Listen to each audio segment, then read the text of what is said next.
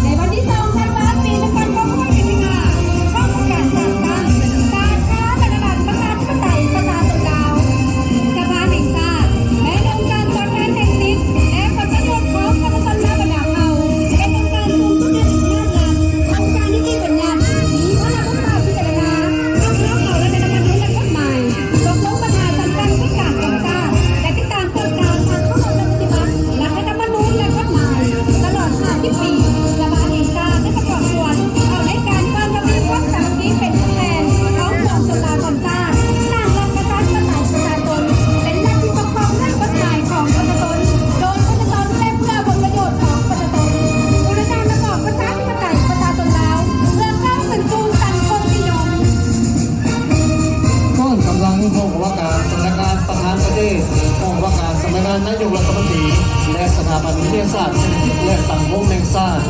ข้อกำลังกามาย50 ปีจากสถาปนาสปป.ลาวแสดงให้เห็นความมั่นคงของชาติความเป็นเอกราชรักษาได้อธิปไตยและคือเสรีภาพครบถ้วนการคุ้มครองบริหารรัฐการสนใจขยายตัวทางด้านเศรษฐกิจและวัฒนธรรมสังคม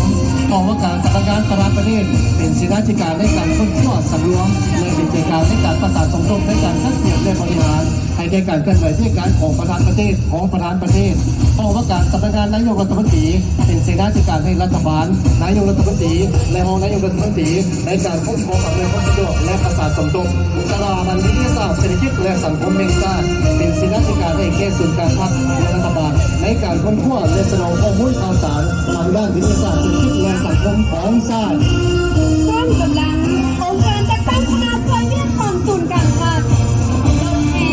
ผู้ปั้นประธานไก่ตอนผู้บริหารเพื่อเป็นการสนับสนุนและส่งเสริมคุณงามความดีและมุ่งมั่น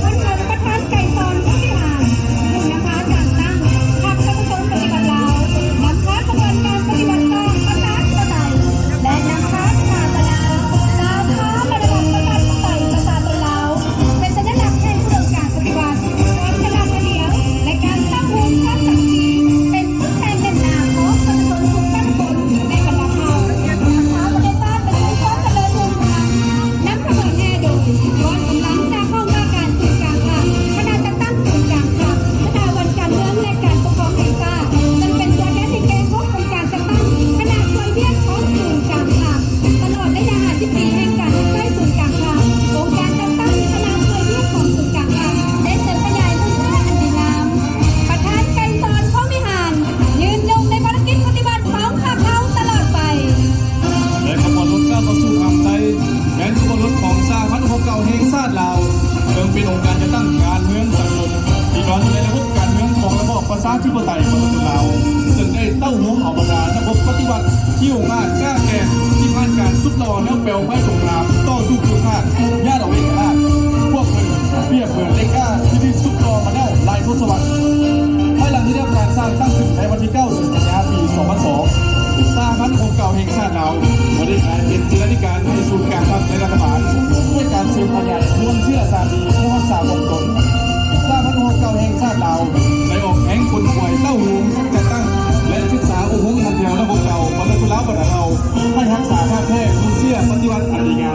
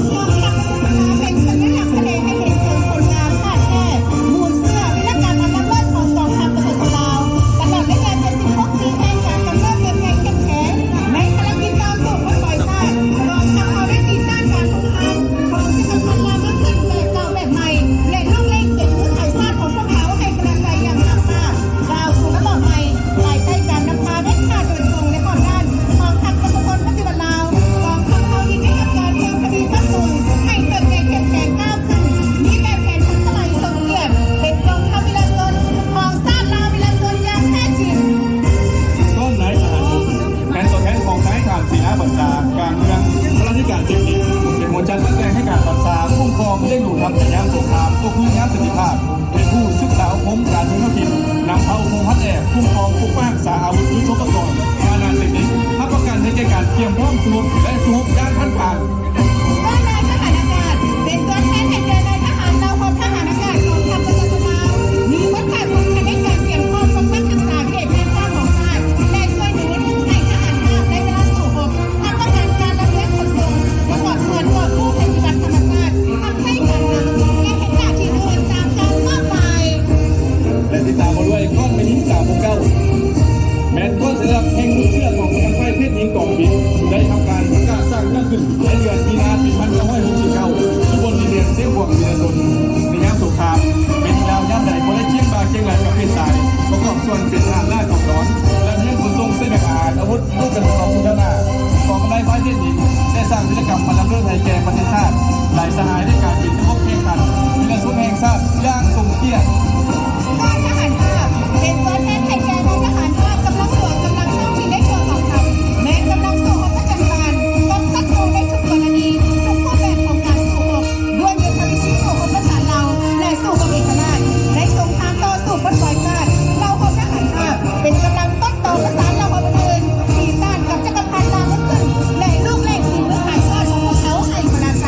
และยังปกปักรักษาและพัฒนาประเทศชาติได้ประกอบส่วนบริการเคลื่อนไหวสู้รบต้านการเสื่อมสลายแดนของศัตรูต่างชาติสร้างวิรกรรมอันเริ่มเล่นลายประการเป็นกำลังเก็บความสู้รบและสู้รบอย่างมีชัย ก้อนกำลังทหารปีพิเศษกำลังปีพิเศษสร้างตั้งขึ้นในปี1960มีหน้าที่เคลื่อนไหวสู้รบขึ้นรับรองปีบรรทอนกำลังของศัตรูสร้างเงื่อนไขให้ระบบอื่นทุกปีรับสูญศัตรูย่างที่ลาทานด้านการซื้อเสด็จเขา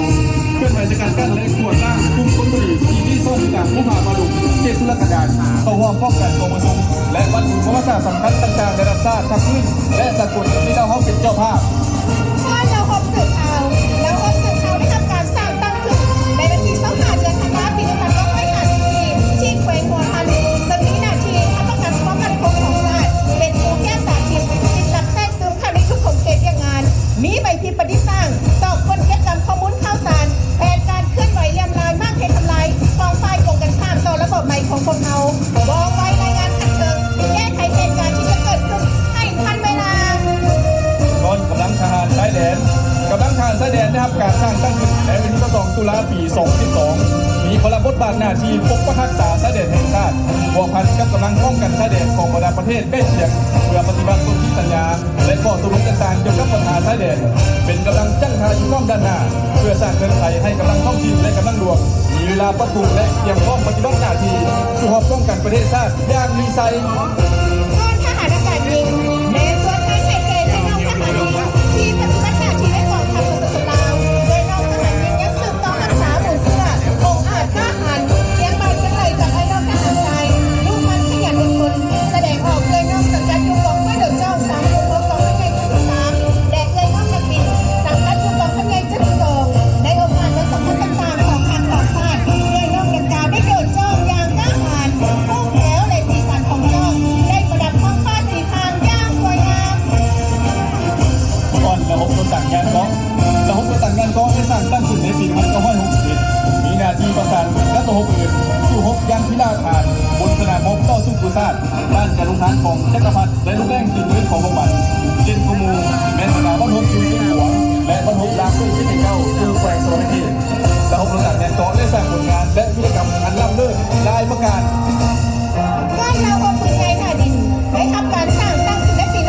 1954และยังให้การต่อสู้ปูซานได้ประกอบส่วนสำคัญเข้าในไซสนาอันใหญ่หลวงรวมทางแดนประชาชนลาวในภารกิจปกป้องรักษาและพัฒนาประเทศชาติเราพบปืนใหญ่หน้าดินได้ร่วมกันเราเป็นอื่นสู้รบตีต้านการเสื่อมยืนชายแดนของศัตรูอย่างกล้าหาญโดยสืบต่อหมู่เสื้ออันดีงามของตนเราพบปืนใหญ่หน้าดินนับมือได้ทำการปรับปรุงทางด้านปริมาณและคุณภาพ ก้อนระบบป้องกันอากาศระบบป้องกันอากาศได้ทำการสร้างตั้งขึ้นในปี1961ระบบป้องกันอากาศมีหน้าที่สืบป้องกันติดตั้งและน่านฟ้าเก็บปล่อยยิงต้านและทำลายกำลังกับอากาศของศัตรูทั้งเว้นและคืนย่างที่ล่าฐานเป็นกูมูแมนโซป้องกันประเทศที่มันสูงกลางดูเมืองเมียงไซปล่อยหมอพันดูทุ่งเงินยิงเส้นหลวงและแห่งอื่นในทั่วประเทศยิงเมืองศัตรูตกเป็นจำนวนหลากหลาย ก้อนเราหกเสนาหักสร้างตั้งขึ้นในปี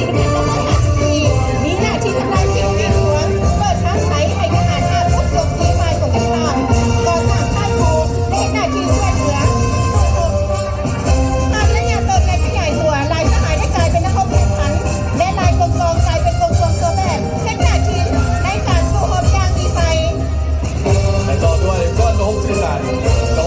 สร้างตั้งขึ้นในปี1954เป็นกำลังที่ต่อประสานงานระหว่างกลุ่มกองระบบต่างๆในเวลาเกี่ยวข้องสุขทับไส้สุขและที่ต่อประสานงานระหว่างแนวหน้าและหลังผู้บัญชาการและกลุ่มกองท้องถิ่นในยามสงครามก็คือยามสันติภาพระบบสื่อสารมีบทบาทสำคัญนำเอาบันทึกคำสั่งของกันไปทอดไปถึงพนักงานนักรบทุกๆคน เราพบเสนาหารแบ่งเป็นตัวแทนแทนพนักงานแพทย์ตอนที่เพื่อก่อนทำเราพบเสนาหารได้ทำการสร้างตั้งขึ้นในวันที่1 เดือนพฤศจิกายน1954ตลอดระยะผ่านมาได้เห็นสำเร็จหน้าที่ของตนอย่างจงงามจะอยู่ในวัดของวัดปีใดก่อนรวมจากที่การประกอบส่วนของแพทย์หมอบทแย้งเป็นตัวผู้บาดเจ็บและผู้เสียสละทักษะจรรยาบรรณของแพทย์ปัจจุบันเราพบเสนาหารได้มีทันแถวแพทย์หมอที่มีระดับวิชาการมีความรู้เทคนิคที่ทันสมัยเข้าในการปิ้งปัว ก้อนกรอบหลอนแม้นกำลังเคลื่อนประกอบอาวุธของมนุษย์แล้วบรรเทาเป็นกำลังนักแรงเป็นหน้าที่ป้องกันชาติป้องกันความสุขภาพการในสมัยต่อสู้ชาติกำลังกองหลอนก็ได้เกณฑ์บาเกณฑ์แรงกับกำลังหลวงกำลังท้องถิ่นเคลื่อนไปเป็นหน้าที่สู้รบตั้งมือศัตรู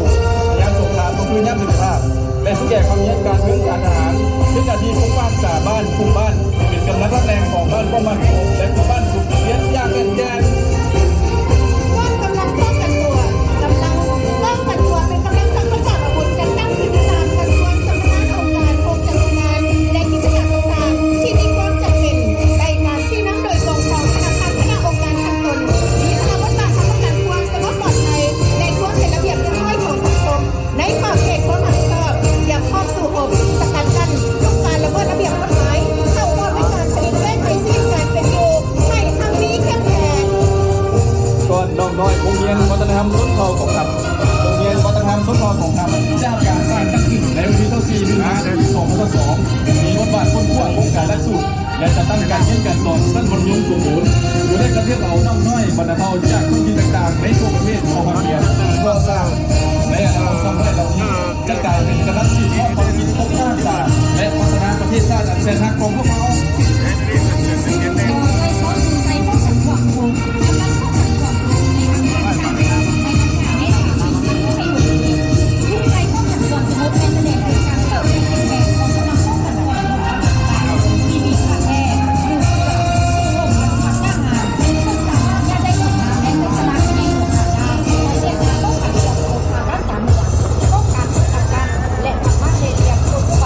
การเคลื่อนไหวของบรรดาที่กำลังก่อระบาดวัตถุดิบเป้าหมายของอาชญากรรมและประกอบการเมืองต่างให้สังคมในอย่างแยกขาดติดหัวนักข่าวประกาศได้ประเด็นว่าสังคมควรจะปลอดภัยก่อนเกิดเหตุการณ์เงินความสะดวกให้การสร้างสาธารณะเศรษฐกิจสังคมก้าวหน้าตามที่สังคมนิยมขอเสียงตบมือต้อนรับการแสดงกรุงบินมี17สีลำประกอบมีถุงตาดถุงผักถุง50 ปีและแทนคำควรน้ำใจที่2 ธันวามั่นยืน การป้องกันความสงบประชาชนและกำลังประกอบอาวุธมาจากประชาชนโดยประชาชนและเพื่อผลประโยชน์ของบรรพบุรุษบรรเทาซึ่งอยู่ภายใต้การชี้นำพาเด็ดขาดโดยตรงรอบด้านของพรรคคนสมบูรณ์ลาวที่พลาบทบาทปกป้องรักษาเสถียรภาพทางด้านการเมืองความสงบและความเป็นระเบียบเรียบร้อยของสังคมกำลังป้องกันความสงบประชาชนมีระบบคงจัดการจะตั้งครบชุดมีระบบเป็นแผนทันสมัยมีระเบียบวินัยที่เข้มงวดมีความจงรักภักดีต่อภาครัฐและเฮ็ดสำเร็จหน้าที่การเมืองสูงส่งที่ภาครัฐและประชาชนมอบหมายให้ ว่ากำลังตำรวจจราจรเพศหญิงกำลังตำรวจจราจรเพศหญิงเป็นอาวุธทรัพย์ของของกำลังป้องกันตัวคนมีพาราวุธป่าขณะนี้เป็นพระมหากษัตริย์ตัวและสั่งป้องกันระเบียบร้อยระบายการจราจรและแก้ไขอุบัติเหตุทางท้องถนนเพื่อทางขับไล่การให้แก่ขบวนผู้แทนสุนัขขับสูงเข้าบงการแก้ไขในต่างประเทศเป็นไม้เยี่ยมอย่างเงียบเข้าประกาศของกระทรวงโดยมอดประชาชนที่เคลื่อนไหวสัญจรไปมาทางท้องถนนได้ถูกกับโรงเรียนเพื่อป้องกันความปลอดภัย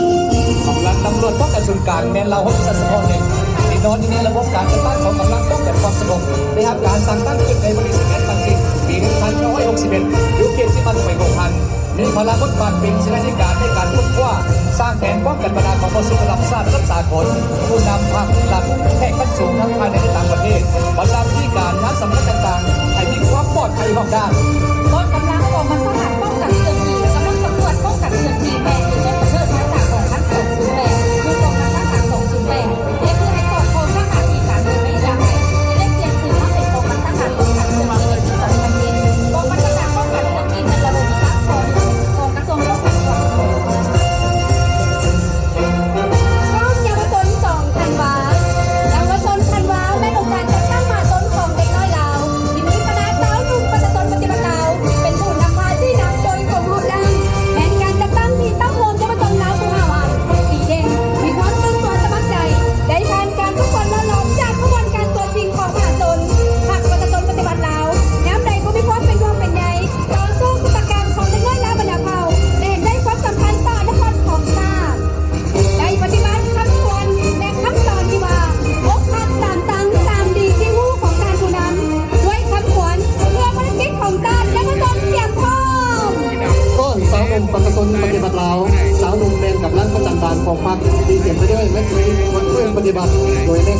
นมปัจจุบันปฏิบัติแล้วเป็นผู้นำปาซี่ลำหนึ่งกลุ่มตามหลักการโดนกฎหมายภายใต้การนำปาของพรรคในการเข้าร่วมห้องสามัคคีศึกษาอบรมปกป้องส่งเสริมและพัฒนาสาวนุ่มเยาวชนลาวประดับเผาให้กลายเป็นกระตั้งตัวที่จงรักภักดีของพรรคตลอดระยะ50 ปีแห่งการนำปาหนึ่งกลุ่มร่วมกันของพรรคและตลอดระยะ70 ปีของคณะสาวนุ่มปัจจุบันปฏิบัติแล้วได้ผ่านการฝึกฝนลดหลั่นตัวเองทดสอบอย่างละเอียดภายใต้องค์ตุกของพรรคและปัจจุบันมันทำขนาดนั้นของคณะไก่สอนพบยาจีบา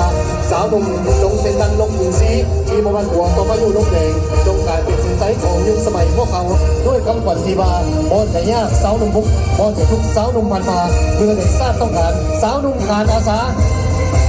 ก้อนสาพันธ์เป็นยิงลาว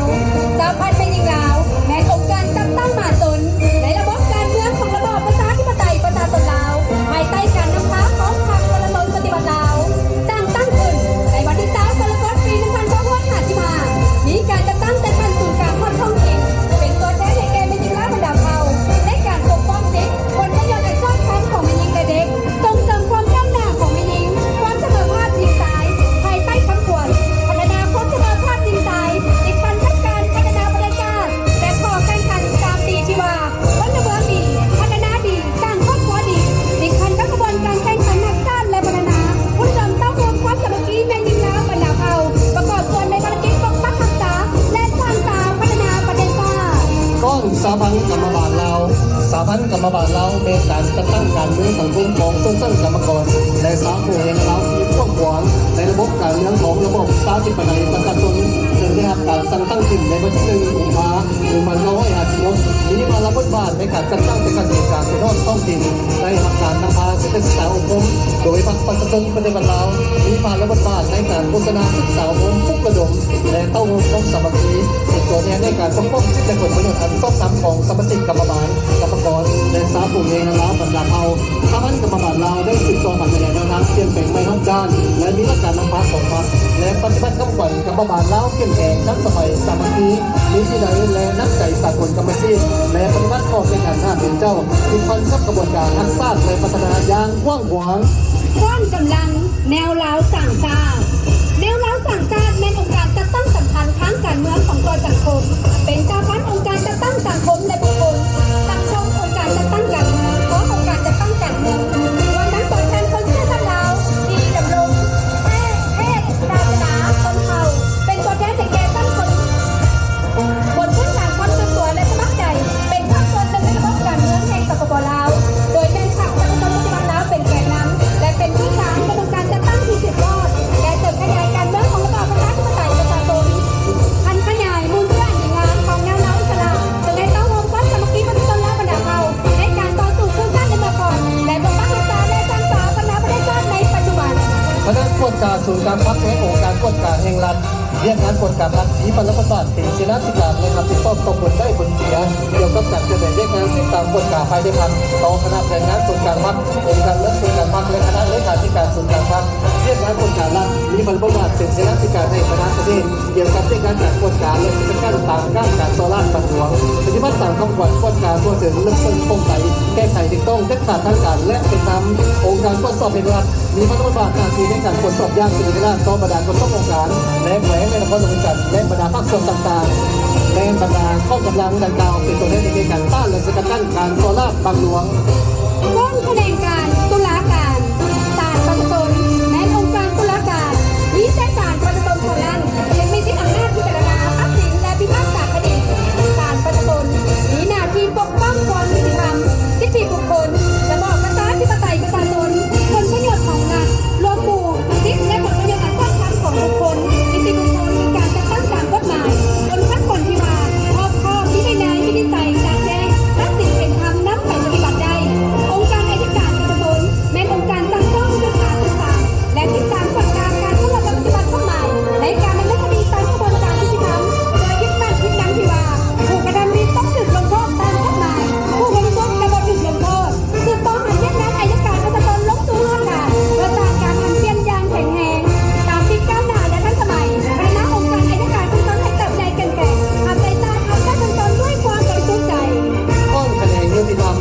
ทรวงยุติธรรมเป็นองค์จักรหนึ่งของรัฐบาลเป็นคณะกรรมการเรียนรัฐบาลผู้ครองหมากภาคเพียงงานกฎหมายยุติธรรมตลอดระยะ10 ปีในการเลือกตั้งขยายตัวของสาธารณรัฐประชาธิปไตยประชาชนลาวภายใต้การซึ่งนำนำมาของพรรคกระทรวงยุติธรรมได้ตั้งด่านจัดตั้งปัญหาแนวทางของพรรคในการลงสู่ประสิทธิภาพการปกครองรัฐปกครองกฎหมายปกครองสังคมด้วยกฎหมายอย่างนักแน่นอนแล้วประกอบส่วนเราในการสร้างสรรค์และปรับปรุงกฎหมายยุติธรรมใต้กฎหมายเป็นระบบครบสุดประกอบส่วนเราในการปกป้องรักษาความมั่นคงความสงบปลอดภัยในสังคมและสร้างสรรค์พัฒนาเศรษฐกิจสังคมให้รับเพื่อทำตัวได้เข้มแข็งเพื่อละก้าวยุ่งเองจะปฏิบัติการตั้งสิ่งของกลางให้ถูกต้องและบรรลุตัวเลขคาดหมายในเรื่องการดำเนินการได้สุดโต่งสร้างผู้ก่อการกฎหมายซึ่งต่างในทุกด้านการเรียนรู้คุณสมบัติสิ่งปฏิบัติประมุ่งประสบความสำเร็จกันระดับสูงและทำให้ประชาชนยานว่าไว้โปร่งใสและยุติธรรม ก้นคะแนนการต่างประเทศ ประกอบด้วยกระทรวงการต่างประเทศ และคณะพัวพันต่างประเทศกลุ่มกลางหลักเรื่องงานการต่างประเทศได้ติดพันกับการต้อนสู่ผู้สร้างพร้อมกับประกอบระดับเราโดยได้ถือเอาวันที่22 ตุลาเป็นวันการทูตลาวในปี1955มาถึง2 พฤษภาคม80 ปี โดยยึดมั่นการเสมอต้นเสมอปลายแนวทางการต่างประเทศคือสันติภาพเอกราชมิตรภาพและการร่วมมือบนพื้นฐานหลักการยุ่งร่วมกันโดยสันติเปิดเครื่องสายประพันธ์ข้อมูลธรรมดาประเทศเกินมิตรใกล้ไกลปัจจุบันสปปลาวมีสายประพันธ์การทูตกับ151 ประเทศมีสายประพันธ์กับ115 พันการเมืองในโลกมีคณะสันติภาพและสมาคมมิตรภาพลาวของต่างประเทศและท้าวสามัคคีของเรามีสำนักงานผู้ต่างด้าวแห่งสปปลาวประจำอยู่ต่างประเทศได้ร่วมกันปฏิบัติการสูงจังหวัดสุราษฎร์เบิ่งไก่ไฟจึกและพัฒนาการพืชเศรษฐกิจอันที่เป็นทันสมัยและตรงไปด้านเสนาธิการ กระทรวงศึกษาธิการและกีฬามีหน้าที่สำคัญในการพัฒนาทรัพยากรมนุษย์ให้การมีกำลังในเปรียบเทียบต้นไฟที่ส่งแสงสว่างแห่งปัญญาและความรู้มีบริบทการทอดของความเจริญรุ่งเรืองเข้าสังคมผู้ส่งเสริมการพัฒนาวิทยาศาสตร์เทคโนโลยีและนวัตกรรมของยุคพุทธกาลที่จำสูงและใส่ประกอบตัวการพัฒนาการเป็นเอกราชเป็นเจ้าเสน่ห์ให้นักเพื่อนนักหลายขึ้นส่งเสริมมวลชนทุกเพศทุกวัยเข้าร่วมพัฒนายบริหารและมีกีฬาให้ตัวเดิมสร้างได้บุคลากรกีฬาที่มีคุณภาพเข้าร่วมแข่งขันในเวทีมากขึ้นและสากลกระทรวงศึกษาธิการและกีฬาจะสืบต่อตั้งหน้าพัฒนาระบบการศึกษาให้ทันสมัยสร้างคนเราให้มีความรู้ความสามารถมีคุณธรรมและความรับผิดชอบต่อสังคมพร้อมทั้งพัฒนาวิทยาศาสตร์และนวัตกรรมการเปลี่ยนพลังงานขับเคลื่อนเศรษฐกิจสีเขียวและนิยมสร้างประเทศให้สนใจพัฒนาวิธีการกรรมไปสู่คุณภาพอันใหม่สร้างผลงานอันเป็นให้แก่เราก้าวเดินไปย่างแข็งแรง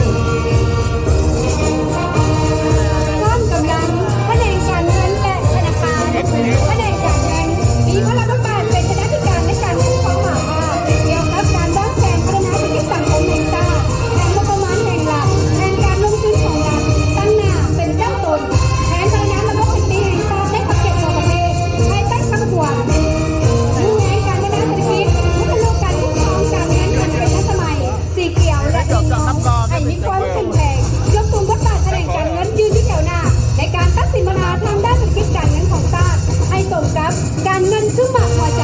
เป็นสายเลือดใหญ่ในระบบเศรษฐกิจของประเทศคะแนนการธนาคารที่พลังบาทในการคุ้มครองหาภาคทางด้านเงินฝากสถาบันการเงินและระบบการตลาดที่สนใจจัดตั้งขยายเศรษฐกิจเอกราชเป็นเจ้าตนเองภายใต้คำขวัญพัฒนาสถาบันทำประกันเสถียรภาพด้านเงินฝากและต้านในบัญชี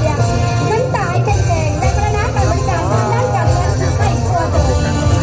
ตามมาด้วยกระทรวงโยธาธิการและขนส่งตลอดระยะ50 ปีผ่านมาคะแนนโยธาธิการและขนส่งได้เติบโตในแนวตัวทางด้านโครงสร้างพื้นฐานทางบกทางน้ำทางอากาศทางรางและทางในตัวเมืองพ้นเด่นที่สุดในฐานะเป็นการจาก11ตัวพันกว่ากิโลเมตรในปี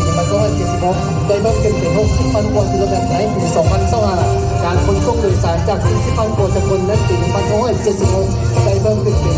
110,000 ล้านกว่าคนการขนส่งทางน้ำได้เปิดออกทางออกสู่ทะเลสาบดอกโดยท่าทางและของสสเวียดนามการขนส่งทางอากาศมีสนามบิน11แห่งและมีสายการบินต่างประเทศ25สายการบินการทำงานขนส่งทางรางและมีรถไฟลาวจีนได้บรรลุขนส่งโดยสาร11 ล้านกว่าคนและขนส่งสินค้าบรรลุ16 ล้านกว่าต้นได้พัฒนาการบริการขนส่งที่ทันสมัยที่สุดเป็นปัญญาเก็บเซลล์โลจิสติกส์สร้างแรงคะแนนโยธาธิการและขนส่งเป็นปลายแหลมมีจุดสูงทนทานทันสมัยปลอดภัยเชื่อมโยงสมดุลและยืนยง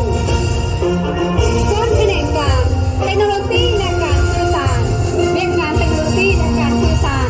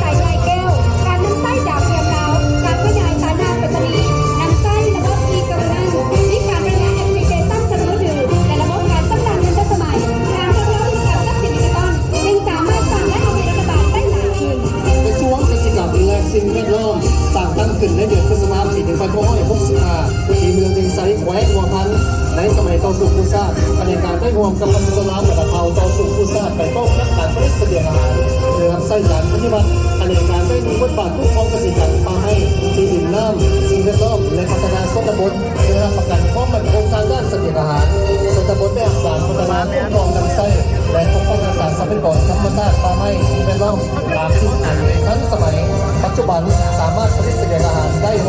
6.75 ล้านต้นต่อปีสามารถรับประกันเสบียงอาหารภายในโดยพื้นฐานสามารถผลิตและส่งออกสินค้าเกษตรกรรมได้หลายกว่า 1,600 ล้านดอลลาร์สหรัฐต่อปีในขณะเดียวกันกองปกป้องรักษาสิ่งแวดล้อมสามารถรักษาเนื้อที่ปกป้องป่าไม้ได้ 62.6% ของการผ่านสู่ชน 70% ของเนื้อที่ทั่วประเทศชนบทได้รับการพัฒนาชีวิตการเป็นอยู่ของประชาชนดีขึ้น ร่วมคะแนนอุตสาหกรรมและการค้ามีพลังบทบาทเป็นคณะกรรมการในแกนนำรัฐบาลและองค์การปกครองขันท้องถิ่นในการคุ้มครองส่งเสริมอุตสาหกรรมพลังงานโบแฮและการค้าในขอบเขตทั่วประเทศตลอด50 ปีที่ผ่านมาคะแนนอุตสาหกรรมและการค้าได้ประกอบส่วนอย่างตั้งหน้าเขาในการสร้างสรรค์พัฒนาเศรษฐกิจแห่งชาติและในพื้นฐานเทคนิคทุกคนผลิตปรุงแต่งและการค้ามีการขยายตัวอย่างนักแน่นต่อเนื่ององค์กรส่วนหลายตัวตามร่วมส่วนน้อยของ GDP ถ้าประกันได้การสนองพลังงานและนำไฟฟ้าไปสู่ชนบทเขตเมืองไก่สองปีก็หลายกว่า96ส่วนน้อยของจำนวนโครงเงินทั้งหมดทั้งเป็นจากการนำเข้าเจรจาพัฒนาต่างประเทศให้แก่สินค้าลาวและเชื่อมโยงเศรษฐกิจการค้าการลงทุนกระตุ้นพื้นและสากลส่งเสริมอุปกรณ์งานและหัวเรือธุรกิจเพื่อลดต้นความสามารถในการแข่งขันและยุ่งแรงการผลิตภายในให้เข้มแข็งตามคำเล่าชีวาการค้าเป็นกองโตวิชาการเป็นสายพานเชื่อมโยงและกระตุ้นการพัฒนาอย่างรอบด้านและใช้เสริมขยายทางให้ของกำลังอุตสาหกรรมและการค้าให้เป็นกำลังขับเคลื่อนเศรษฐกิจเอกราชเป็นเจ้าตนเองอย่างนักแน่น กระทรวงสาธารณสุขตลอดระยะ50 ปีผ่านมาภายใต้การนำพาของพรรคประชาชนปฏิบัติเราเรื่องการสาธารณสุขได้มีการพัฒนาให้ทันสมัยและมีคุณภาพสูงขึ้นภายใต้นโยบายที่เอาเรื่องการอนามัยการพยาธิและส่งเสริมสุขภาพเป็นต้นต่อและสนองการบริการผู้ป่วยพยาธิอย่างทั่วถึงมีคุณภาพเสมอภาพและยุติธรรมเป็นสำคัญโฆษณาทุกการศึกษาและการรักษาสุขอนามัยของพัฒนาประดับเอาให้วิจารณ์เรียนวิธีการดำรงชีวิตแบบเป็นถูกต้องสามารถควบคุมกันการระบาดของพยาธิต่างๆตามฤดูกาลได้อย่างมีประสิทธิผลและมีอายุสัญญาเพิ่มขึ้นสถานที่บริการสาธารณสุขได้ยกระดับพัฒนาดีขึ้นและมีความชำนาญทางด้านการแพทย์การศึกษาของพนักงานแพทย์ปฏิบัติแพทย์ประชาชนนำใช้ยาปลอบประโยชน์ต่างๆปฏิบัตินโยบายการประกันสุขภาพรวมปกส่วนด้วยกองทุนประกันสังคมและประกันสุขภาพเพื่อสืบต่อภารกิจแผนกสาธารณสุขให้ก้าวขึ้น สร้างคะแนนแรงงานและสวัสดิการสังคมกระทรวงแรงงานและสวัสดิการสังคมได้รับการตั้งขึ้นในวันที่2ธันวาคมปี2563มีพลังบทบาทเป็นคณะกรรมการให้รัฐบาลและการคุ้มครองสหภาพด้านแรงงานและสวัสดิการสังคมในขอบเขตทั่วประเทศซึ่งเป็นส่วนหนึ่งที่สำคัญในนโยบายสังคมของพรรคเขาโดยถือความเป็นปัจจัยตัดสินเป็นเป้าหมายบริบทของการพัฒนา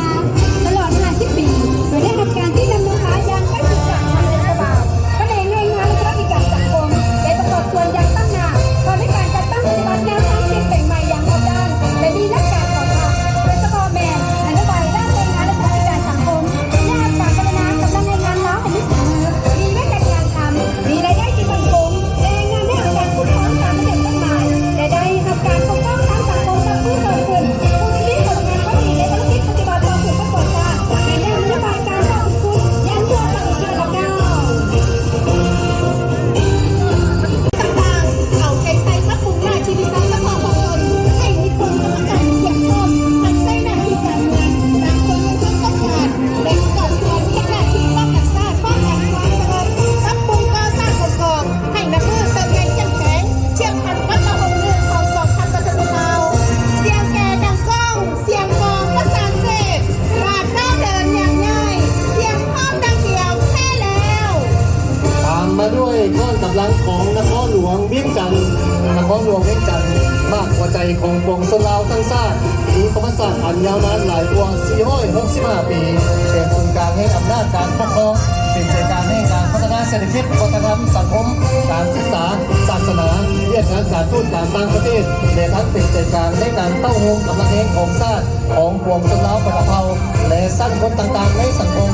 ก้อนนครหลวงเวียงจันทร์เป็นตัวแทนในเขตพัฒนาลาวประเภาในทั่วประเทศมีความหลากหลายด้านภาษาคำเว้าวัฒนธรรมที่ของประเพณีและเครื่องดื่มมี ความสวยสดงดงามเป็นเอกลักษณ์เฉพาะตัวปัจจุบันสปปลาวได้รับของเหล่าเผ่าต่างๆอย่างเป็นทางการซึ่งประกอบนี้50เผ่าประกอบนี้4บทภาษาบทภาษาลาวไทยบทภาษามอญเขมรบทภาษาจีนเทเบตและบทภาษาม่งยูเรียน อยู่ทางด้านซ้ายตรงหน้าทางซ้ายแมนการบินโซ่ของยนต์สู่บนยักษ์ไม้30ซึ่งจะบินโซ่ที่ธนาคารได้ทำโซน4ข้อยนต์ยักษ์ไม้30ได้เข้ามาประจำการอยู่กองทัพประชาชนลาวก็คือกองบัญชาการทหารอากาศกองทัพประชาชนลาวในปี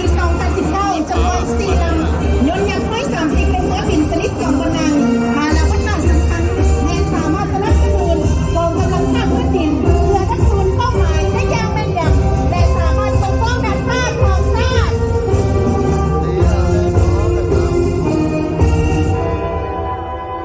ก้อนแขนงวัฒนธรรมและการท่องเที่ยว ตลอด 50 ปีแขนงวัฒนธรรมได้มีบทบาทเป็นปัจจัยพื้นฐานแห่งการดำรงคงตัวของชาติโดยได้ปกปักรักษาและสืบทอดมรดกแห่งชาติอันล้ำค่าด้วยความพยายามอันแห่งกล้ากระทรวงวัฒนธรรมและการท่องเที่ยวได้นำเอานครหลวงพระบางวัดภูจักรพรรดิธงไทยยินเสียงขวงเสียงแคนลาวการตั้งค่าลายหน้าฟ้อนระบงลาวและวิญญาณแห่งชาติยินนำนอกเข้าเป็นมรดกโลกพร้อมกันนั้นเรื่องงานของสมุดสำนักพิมพ์การพิจารณาและบรรดาสมาคมในกลุ่มเทคนิคและการท่องเที่ยวก็ได้รับการส่งเสริมอย่างต่อเนื่องเพื่อเผยแพร่ความรู้และวัฒนธรรมสู่สังคมเพื่อผู้นำสมบูรณ์นี้ในการเป็นแหล่งดึงดูดที่สำคัญที่สุดของการท่องเที่ยวลาวนับตั้งปี 2000 มาปี 2014ตัวเลขนักท่องเที่ยวต่างประเทศได้เพิ่มขึ้นอย่างหลากหลายจาก700,000 ตัวคนมาสู่ระดับกว่า4 ล้านกว่าคนสถานที่ท่องเที่ยวคุณภาพการพัฒนาและระดับการท่องเที่ยวได้กระจายอย่างทั่วถึงยังไงก็ตามมีได้ข่าวแต่ว่าวัฒนธรรมที่กำลังตั้งขึ้นอย่างมีทุกสุขพร้อมกันนั้นสื่อมวลชนลาวและผ่านสู่วิธีการอย่างต่อไปเป็นกระบอกเสียงที่แหลมคมในการพัฒนาแนวทางของภาครัฐและใช้สังคมและประชาชนและความรู้ทางการและมีคุณภาพ วัฒนธรรมคือจิตวิญญาณของชาติการท่องเที่ยวคือความเจริญรุ่งเรือง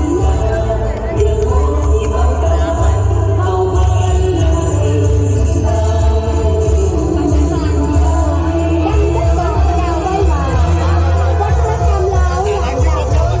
บรรดาเขาสวยงามมรดกจิตวิญญาณแผ่นดินลาวเดินไทยท่องเที่ยวลาวสนุกล้นสมัยน้ำเจริญรุ่งรุ่งเดินตามแนวทางสายสองแดงบูเสื้อได้สืบสานทานเอ่ยขอสมเสย50 ปีก่อนบันบุญบันชาติโค้งฉลองฟังเสียงกลองประสานเสียงโฮเซลเสียงส่งประโลแมงเสียงตะวงร้องจะลองใจข้างยิ่งใหญ่แล้วเอ่ยอยู่มันเดินสองพันวาสมวันยืนมันยืนที่นักเดินตาอ่อนเอ่ยประสานเพื่อนได้อยู่เย็นแค่แล้วส่งเสยรักสถาปนา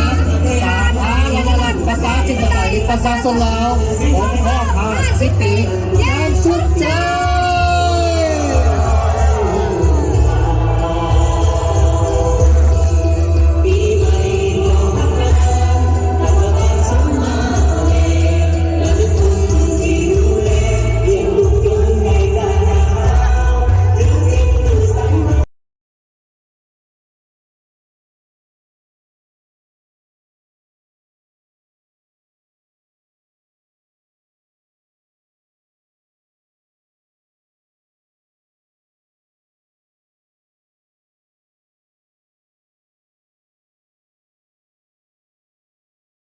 Vui để sống phải vui. Macro Travel